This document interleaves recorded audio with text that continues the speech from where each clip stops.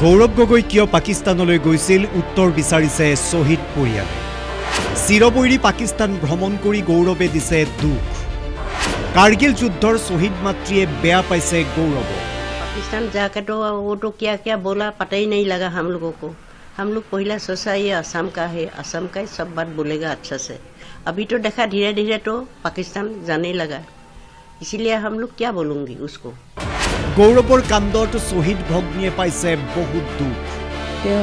শত্ৰু দেশখনত গৈছে, আমি শ্বহীদ পৰিয়াল হিচাপে আমি দুখ পাইছোঁ, যাব নালাগিছিল। এইটো কাৰণত আমি মৰ্মাহত হৈছোঁ। আৰু কোনোবাই হেৰাইছে পুত্ৰ, কোনোবাই স্বামী, কোনোবাই পিতৃ। বৈৰী দেশৰ লগত গৌৰৱৰ সম্পৰ্ক কি?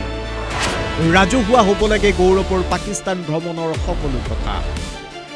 গৌৰৱ গগৈ পাকিস্তানলৈ যোৱাত শ্বহীদ পৰিয়ালে পাইছে দুখ। গৌৰৱ গগৈ পাকিস্তানলৈ কিয় গৈছিল সেয়া হ'ব লাগে ৰাজহুৱা।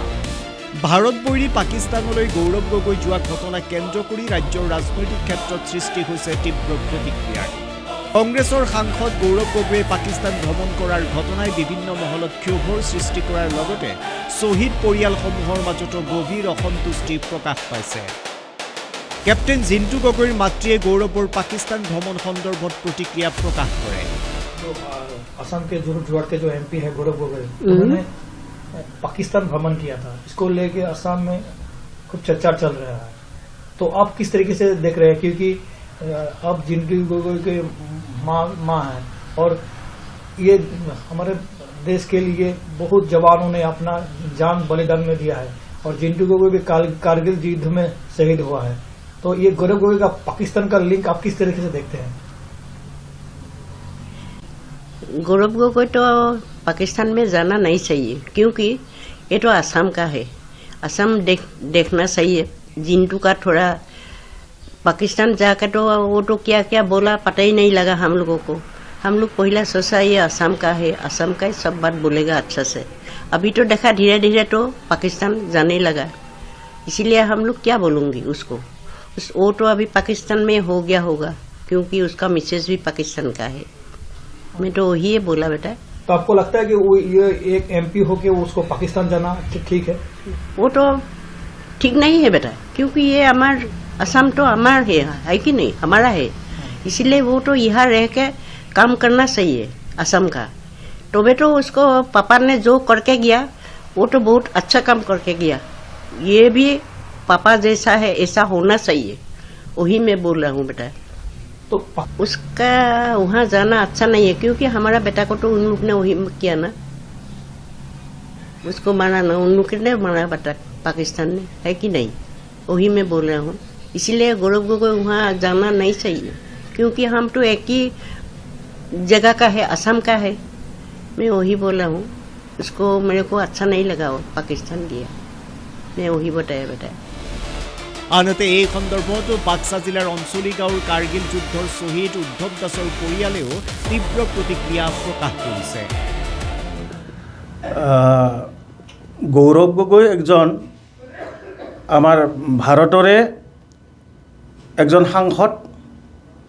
তেখেতে আমাৰ চিৰবৈৰী পাকিস্তানৰ লগত যিটো হলিগলি, সেই হলিগলিটো আমি কোনো ধৰণৰ শ্বহীদ পৰিয়াল হিচাপে মই কৈছোঁ, তেখেতৰ সেই হলিগলিটো আমি কোনো কাৰণত আমি ভাল পোৱা নাই।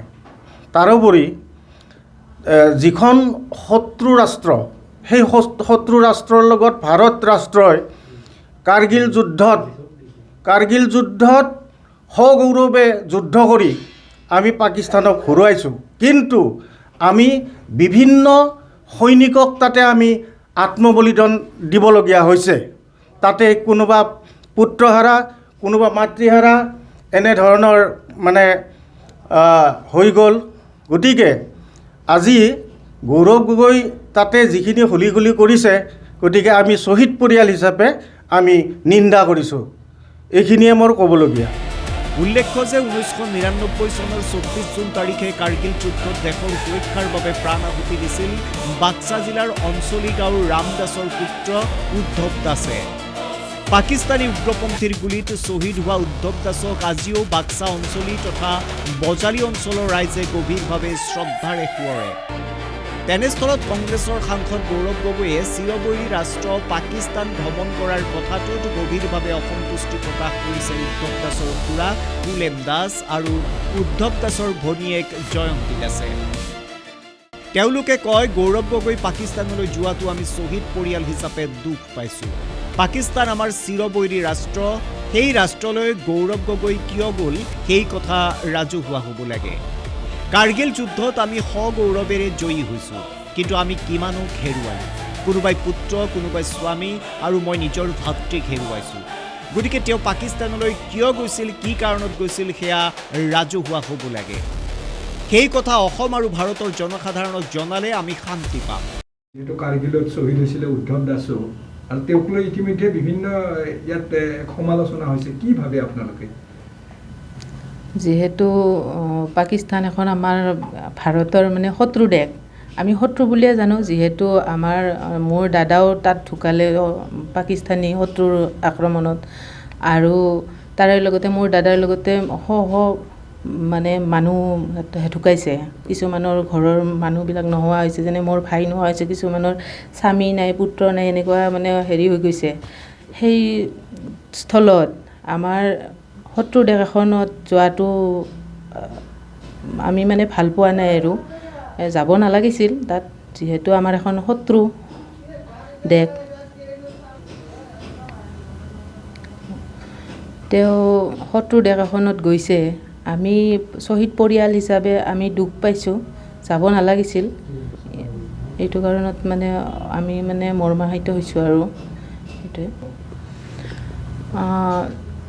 তেওঁ এজন যিহেতু নিৰ্বাচিত মানুহ হয়, গতিকে আমাৰ এই শত্ৰু দেশখনত যোৱাটো আমি ভাল পোৱা নাই। যিহেতু মানে চব ফালৰ পৰাই বৈৰী হয়, খেলতো আমাৰ শত্ৰুৱে, গতিকে সেইটোৱে আমি মানে হেৰি হৈছোঁ আৰু যাব নালাগিছিল। সেইটো আমি দুখ পাইছোঁ শ্বহীদ পৰিয়াল হিচাপত। উল্লেখযোগ্য যে ভাৰত পাকিস্তান সম্পৰ্ক দীৰ্ঘদিন ধৰি স্পৰ্শকাতৰ হৈ আছে। বিশেষকৈ কাৰ্গিল যুদ্ধৰ স্মৃতি এতিয়াও দেশবাসীৰ মনত সজীৱ হৈ থকাৰ ফলত এই ধৰণৰ বিষয়সমূহে স্বাভাৱিকভাৱে আৱেগিক কৰি তোলে। আগন্তুক দিনসমূহত এই বিষয়টোক লৈ ৰাজনৈতিক পৰিসৰত আৰু অধিক বিতৰ্ক তীব্ৰ হোৱাৰ সম্ভাৱনা প্ৰকট হৈ আছে।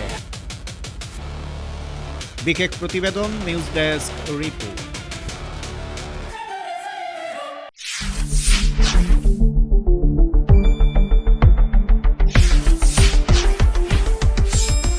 শুদ্ধ আৰু বিস্তৃত বাতৰিৰ বাবে চাই থাকক নিউজ ডেস্ক ৰিপোৰ্ট।